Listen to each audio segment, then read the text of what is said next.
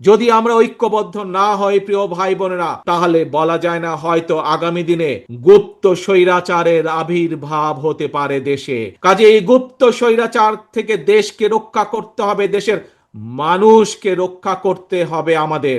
আমরা দেখেছি দেশ স্বাধীনের পরে এক স্বৈরাচার চেপে বসেছিল দেশের মানুষের কাঁধে।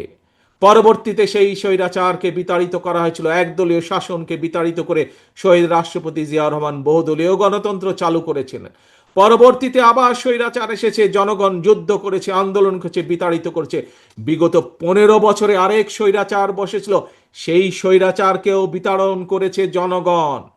প্রিয় ভাই বোনেরা, আজ জাতীয়তাবাদী শক্তির সকল নেতা, সকল কর্মী যদি আমরা ঐক্যবদ্ধ না হই, মন দিয়ে শুনবেন কথাটি, এই কথাটি শুধুমাত্র আমি কুমিল্লা জেলা, দক্ষিণ জেলার জন্য বলছি না, শুধু কুমিল্লা অঞ্চলের মানুষ না, এই কথাটি আমার সারা বাংলাদেশে ছড়িয়ে ছিটিয়ে থাকা বিএনপির প্রত্যেকটি নেতাকর্মীর উদ্দেশ্য করে আমি বলতে চাই, আমরা যদি সকলে আজকে ঐক্যবদ্ধ না হই, আমরা যদি গণতান্ত্রিক শক্তিগুলো সব ঐক্যবদ্ধ না হই, আমরা যদি দেশের জনগণকে আজকে ঐক্যবদ্ধ করতে না পারি, তাহলে দেশ স্বাধীনের পরে যেভাবে স্বৈরাচার চেপে বসেছিল, তাহলে 2008 সালে তথাকথিত নির্বাচন দিয়ে, 1/11-এর পরে তথাকথিত নির্বাচন দিয়ে যেভাবে স্বৈরাচার ফ্যাসিস্ট দেশের কাঁধে চেপে বসেছিল, যদি আমরা জনগণকে বুঝাতে সক্ষম না হই, যদি আমরা ঐক্যবদ্ধ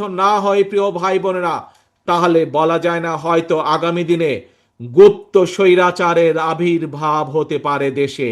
কাজে এই গুপ্ত স্বৈরাচার থেকে দেশকে রক্ষা করতে হবে, দেশের মানুষকে রক্ষা করতে হবে আমাদের।